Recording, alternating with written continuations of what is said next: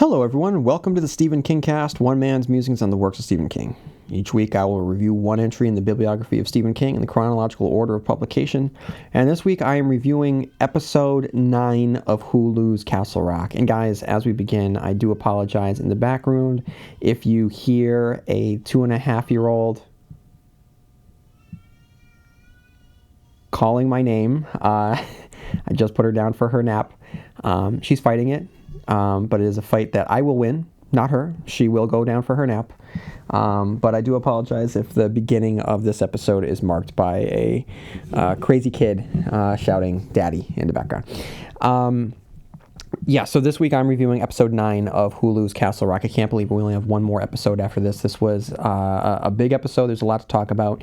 But before I get there, I just want to read a couple emails. First up, Greg writes, "Hello, constant reviewer. So I was reading the Marvel release of The Stand for the upteenth time, LOL, and it popped into my head to ask you if you've ever read it. If you haven't, I would highly suggest you look into it. Honestly, it follows the novel very closely, more closely than the 1904 miniseries. The art is fantastic and is probably the closest thing we'll ever get to a proper, true cinematic adaptation of The Stand. Maybe I'm a bit biased because The Stand is my favorite fiction novel of all time, hands down, but truly you need to check it out if you haven't already. Also, Castle Rock is feeding my fanboy addiction quite nicely, LOL. Let me know your thoughts on the Marvel version, as I'd love to hear them. Thank you for your time, my friend. Long days and pleasant nights. May it do you fine." Greg, yeah, I have the first couple volumes of The Stand. I don't know where I left off. I picked it up issue by issue when it was first being released, and then I kind of dropped off.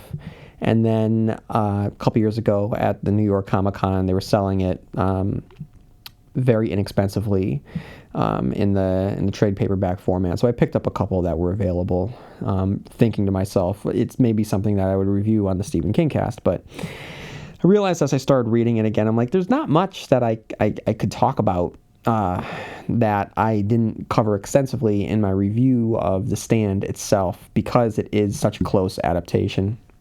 It's almost a little too close. I have an issue when a story is originated in one medium and then it is told basically beat by beat in another medium. I just find it to be it doesn't fulfill its potential within the medium itself. That's how I feel. I will say that it's well done. And you're right. The art by, is it Mike Perkins? I want to say. Yeah, it's Mike Perkins. No, the art is phenomenal, and it's a good quick read. But for me, if I'm gonna get my kicks from The Stand, I'm gonna go with the book. So I'm kind of ambivalent about it. I respect it. I acknowledge it. It's there. I own portions of it in different forms, different formats, and I'll probably wind up buying the rest at some point. But I don't know. I feel as though there is a surface level adaptation to it, and I wish that it went deeper and really embraced the storytelling potential within a comic book medium. And then Edith writes, "Hi, listening to your podcasts and enjoy. Castle Rock is great. A lot of the movies or TV movies they do disappoint me. The only one that I felt was the best was the TV movie The Stand." Wow, two Stand references here. "The cast was great and it went by the book, but I digress. I'm thrilled how the Castle Rock is shaping up. Spooky guy with no name that is Satan incarnate. Insane." Oh, we'll be getting that in this episode. "Can't wait to watch the next show. Yes, please. Thank you, Edith." Edith, thank you for writing in. And both Edith and Greg, if you have any time on your hands, feel free to leave a review on iTunes, and that goes out to all of you guys as well. If you have any time on your hands, a review on iTunes will help me out. And much like Edith and Greg, if you have any extra spare time on your hands and you do want to share your thoughts about Castle Rock, if you want to share your thoughts about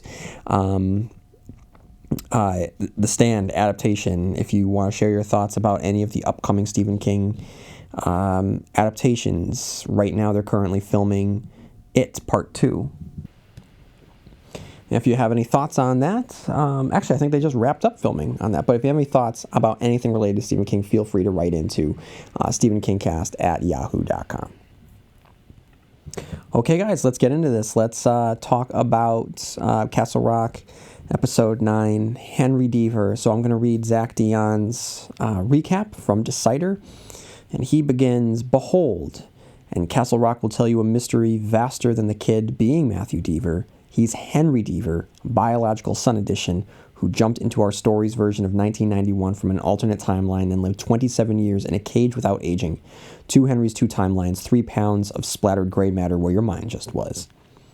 God turned his back on this place, opens Matthew Deaver's narration in Castle Rock episode 9, studiously recreating Lacey's suicide letter verbatim at points. He dedicated his life to fighting this great battle, to hearing his voice. "Let me stand to thwart the door," I told him, but God, he doesn't take requests. He duplicated the cage like he duplicated those words, except in his basement. Matthew, a former reverend here, at least he has the sense to call the day that God answered him terrible, not as in the warden numbly thought, beautiful. Then the show's most forcefully lost-y moment strikes, the psych transformation of the kid, as presumably a fugitive from the Castle Rock police into an average dude taking a run in modern-day Boston, where he has a chic-ass house and suit, some donuts. Time is a raised, sugary circle, and a note signed Love, M, as in Murray, Henry's ex, Wendell's mom. In this Henry's reality, the two aren't long separated, but happy and trying to conceive. The prospect of a baby gives this Henry a goal for next week's finale, but it also summons our Henry's answer for why Ruth and Matthew decided to adopt. Now the explanation for this alternate timeline. They lost a baby in labor. Guess they don't want to go down that road again. Matthew's return from strangulation as an infant also gets us in a what if he'd lived, died frame of mind. Giving a fancy presentation while we're scrambling to adjust this total change in body language and style and the way the world works, Henry reveals he's a doctor working to eradicate Alzheimer's. Continuity, it's hard work. We don't notice we're doing it, but we're placing events in a sequence so that our lives make sense, he says, stating the episode's purpose. When continuity is interrupted, everything starts to slide. Reason, planning, problem solving, and ultimately confusion with time and space. That is the story of Hulu's Castle Rock's Alzheimer's disease. They've given a cat, Puck, aka our Henry's childhood dog, a brain implant that has him finally in command of his arch narrative again. A call from Pangborn destroys the last chance that we're witnessing for some kind of near-future rebrand for the kid, one where he used those supposed evil powers to turn himself into an urbane gentleman practicing medicine. Ruth and Matthew Deaver's biological sons survived labor in this timeline, and his dad survived 1991, but now has shot himself. Henry hasn't been to the Rock for many years, maybe since Alan successfully rerouted Ruth's tragic existence by convincing her to leave Matthew sometimes pre-91. The series has been cagey about the kid's eye color, and his return to town poignantly displays full heterochromia. This edition of The Rock is flourishing the way that our Molly, herself thriving as a city councilor chair, imagined it, with business like Claiborne Creamery, as in Dolores, didn't catch that, Sheldon Stationery, as in Misery's Paul, a sushi ramen joint, and the revived Emporium Glorium, and the Mellow Tiger Gastropub. An annual harvest festival is underway and balloons are everywhere, not just on one sad mailbox at a dead guy's bargain-priced house. It's the latest, especially large nod to Skarsgård, other alternate existence Pennywise, but the Park's Gate is also numbered 19 on each side, powerful in the Kingverse. The figure was also doubled up in last year's Dark Tower movie several times, as the film premiered at 9:19 p.m. and had a $19 million opener. It's surreal retracing of our Henry's journey past Matthew's church, same rolling suitcase, and off-kilter camera angle, but no inside visit, and up North Prospect Street. The house is ridden with hoarder's neglect, appearing to have been decorated by that weirdo in the woods. And guess who's trapped in a mother effing basement in the year of our Lord 2018? Child Henry, our Henry, eyes bloodshot, stare vacant. Similarities and echoes between these two have been constant, but now they are full-on sameness, a true mirror between other heres and nows. Zaleski is still alive here and takes part in the rescue like he did at Shawshank.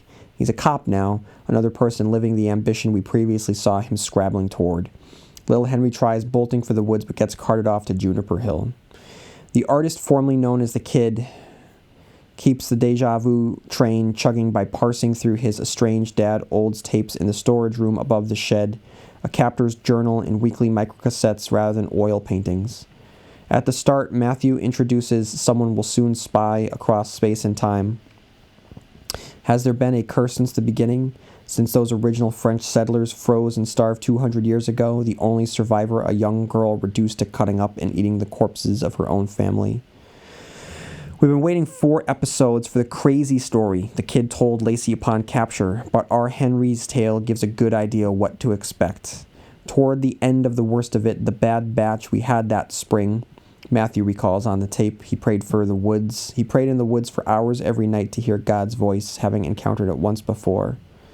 What if it's not just one voice but a choir, he smartly wonders. Then an unfamiliar boy showed up at the door, looking caught, saying, "I heard it, Dad. It was so loud, Dad. It was all around us in my head and it was too much. Then you were gone, and then I was gone, and I woke up in the forest, but suddenly there was no snow. And then I walked into town and it looked different. Castle Rock, but different. And not one person in town knew me." He told Matthew he'd adopted him, that they'd gone to pray in the forest to listen. And he heard it. He said he really heard it. No fooling this time. None of his mother's trickery and deceit. And there, right there, he caught me, because who could know that? Who could possibly know that that woman tried to trick me? The boy was convincing, answering all of Matthew's personal questions right, and it felt like redemption, like he'd been returned to me, charged but the same, restored. My sweet Henry back to me at last. And it was then I realized what I'd done. I'd wished, not prayed, wished, desired for this, just this, and here it was, like I'd ordered it off the damn TV. He'd recognized the devil's handiwork, and we again recognized why Ruth was right to leave him. Thus began the 27-year captivity, confirmed by Matthew's final tape being labeled week 1437. Many times he considered freeing this 11-year-old, swayed by his story, his charms. Still, he was a more involved captor than Lacey. There were moments when I was weak. We shared Christmases in that basement, Red Sox victories. I taught him to carve perfect figurines from soap, as I once did with my own boy. What a guy. He kept the boy imprisoned, his vision of failure, saying, "Tragedy after tragedy will pile up, men will turn on their own, blood will run in the streets." This Henry will soon hear the same lunacy from Lacey for his own 27-year sentence. There's been a fire with multiple fatalities at Juniper Hill, making it feel like we're on a set fateful course. Molly and the new Henry managed to get into a room with the boy, leading to that shot of him in the sunglasses. The fact that our Henry has seen it in previous flashes presumably means that he started remembering, and it's confirmation that Molly has begun to remember, sense this other self when she touches his hand. The Dark Tower 3, The Wastelands, explores something similar, where Jake feels his sanity fraying as he straddles the paradox of, spoiler alert, of dying in one reality and living in another. Molly uses her stature to finagle a plan for the boy to sleep at her house, then ditches their police escort, Zaleski. We have to help him, she tells grown-up Henry. We have to take him where he wants to go, toward the sound. They chase the boy into the trees and he stops, staring into the moonlight, and we snap incredibly to daytime, wobbly and shimmery. Someone from long ago stands there holding the umpteenth big old knife of the series, bloodied, surely the French settler who ate her frozen family. Molly touches him and shifts over as well. The girl dashes and they give chase. Molly pauses a moment, taking in the strange sky, and hears a faraway shout to stop by Zaleski, who we had heard exclaim this a full 30 seconds earlier. She jolts, her stomach is suddenly soaked in blood. Zaleski says he fired only the one warning shot into the air, leaving us to wonder, did the interdimensional cannibal invisibly stab our beloved Malls? Her dying words are a plea for this Henry to help our Henry, and he's flipped to the same pearlescent realm. Both H's are surrounded by violent moments from across time. Old-timey shackled prisoners chased by cops and dogs. A 70s or 80s girl slitting her wrist, the French child. Above them, that otherworldly sky is covered in a flock of birds, and click! It's all gone, and the artist, soon to be known as the Kid, is again in the woods, now snowy. Boy Henry got zapped through too, and he runs into the sequence that opened the show, Pangborn finding him on the frozen lake. We've been waiting for this resolution, and it's chilling seeing it wrapped in this bow.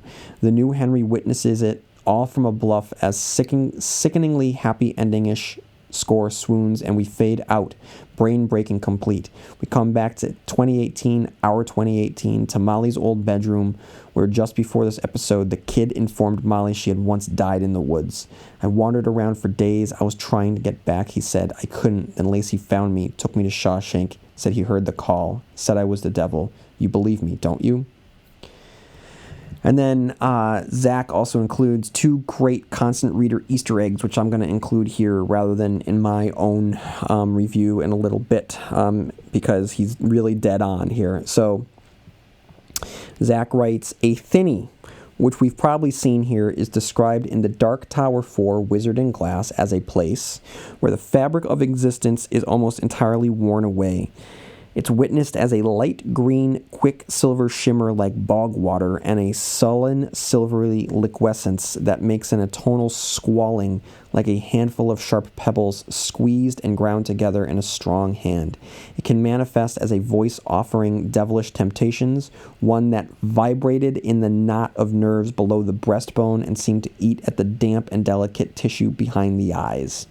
Thinnies aren't exactly often identified as such, but their presence is possible in stories like The Mist, The Talisman, The Langoliers, and From a Buick 8.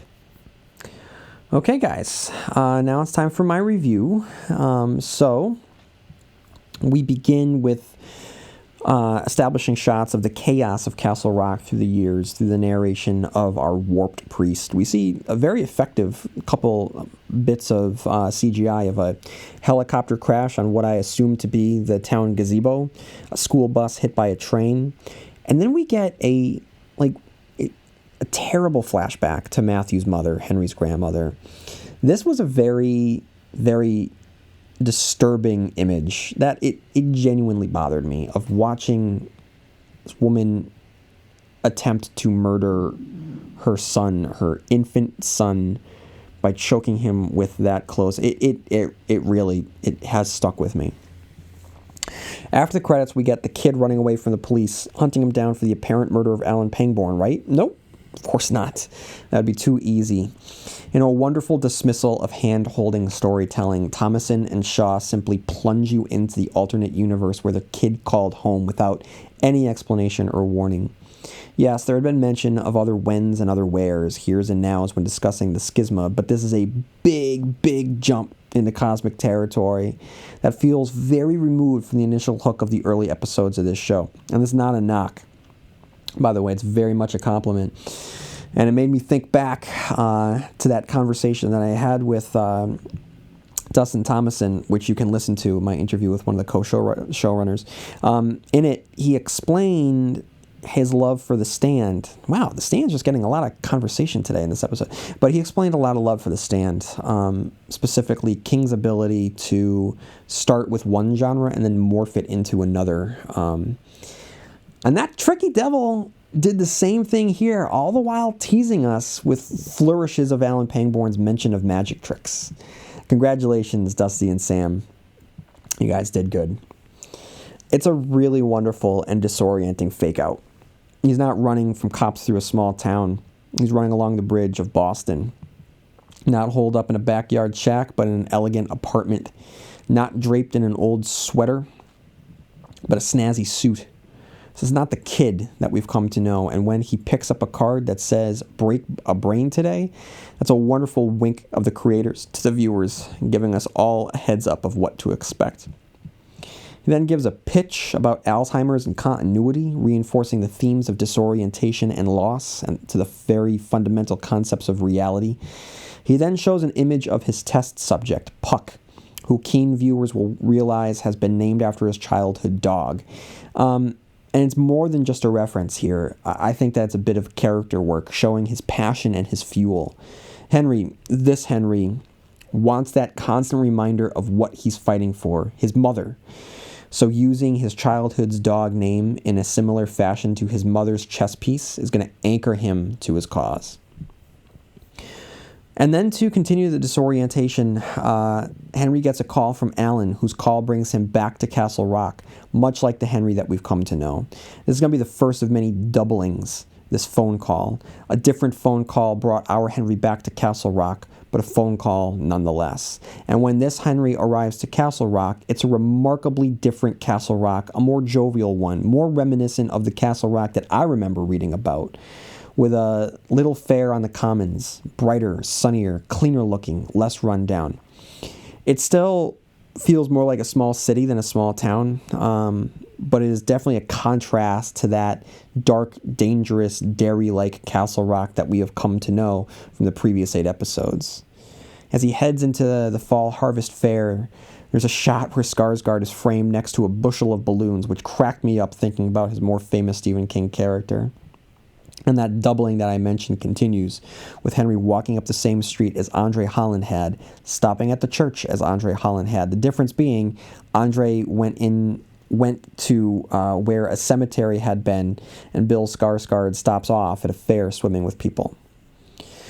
Arriving to his childhood home, he, much like the Henry that we had come to know, discovers signs of disarray, except where had been a frying pan on a hot stove is now a plate of fly-covered meat.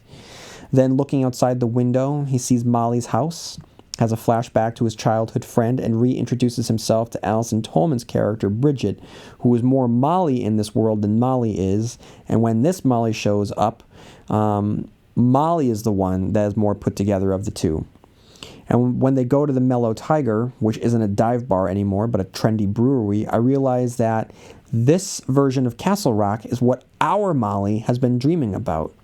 Her passion of reconverting the mill fits in more with this world than her own.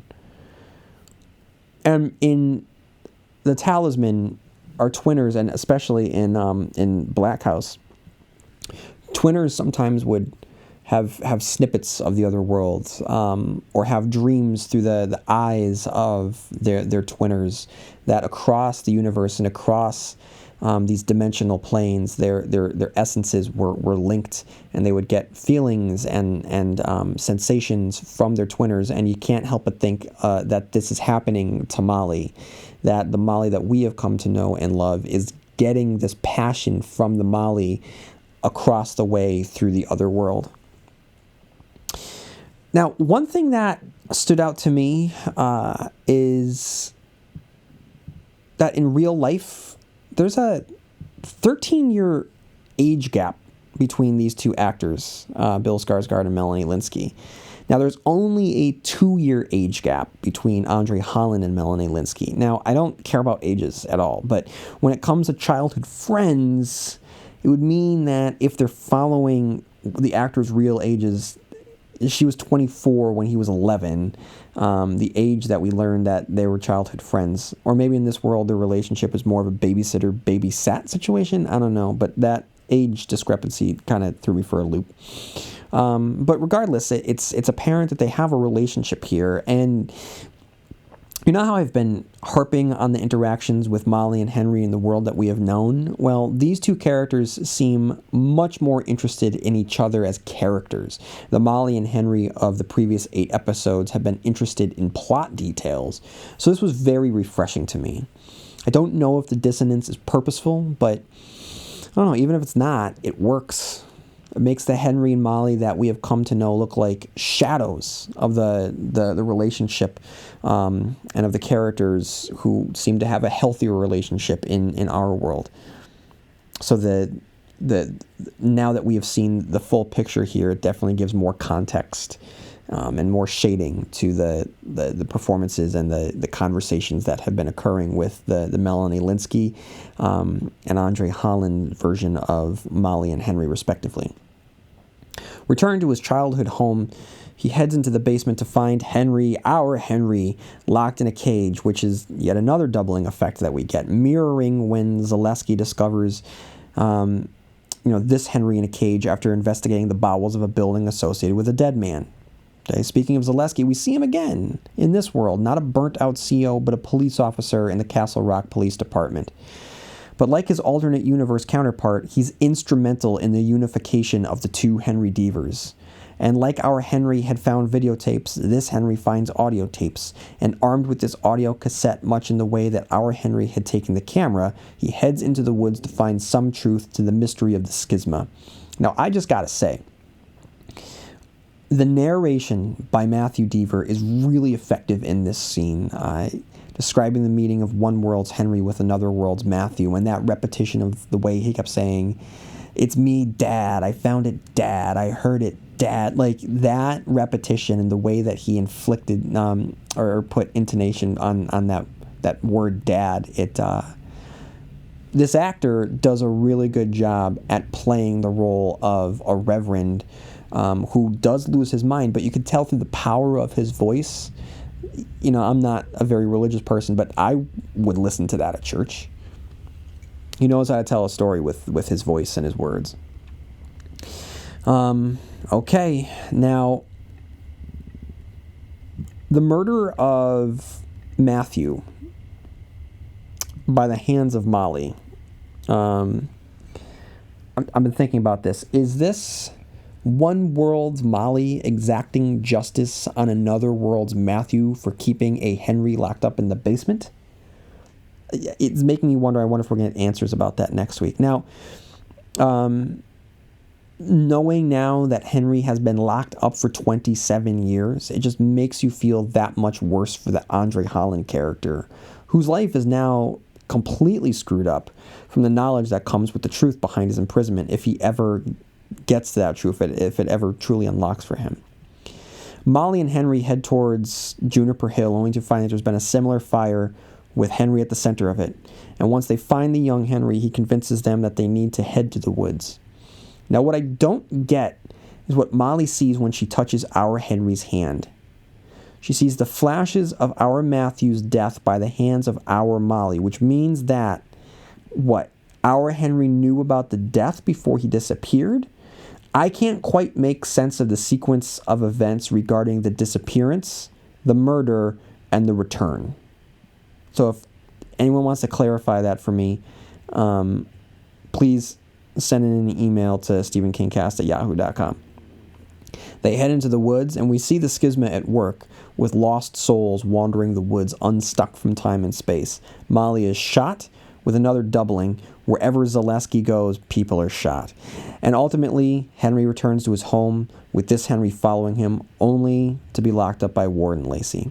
And what's interesting now that we know the truth, we come to question everything that has happened with the kid who, has been led to believe that he's evil and he has a curse around him and he doesn't age. And now what you can take away from this is, at least what I think, is that the lack of aging and the curse that seems to occur around him, it's reality sort of pointing out to others that something is wrong with this person, that this person isn't evil by any means, but shouldn't be here. And it's like the antibodies working around an invading virus or something.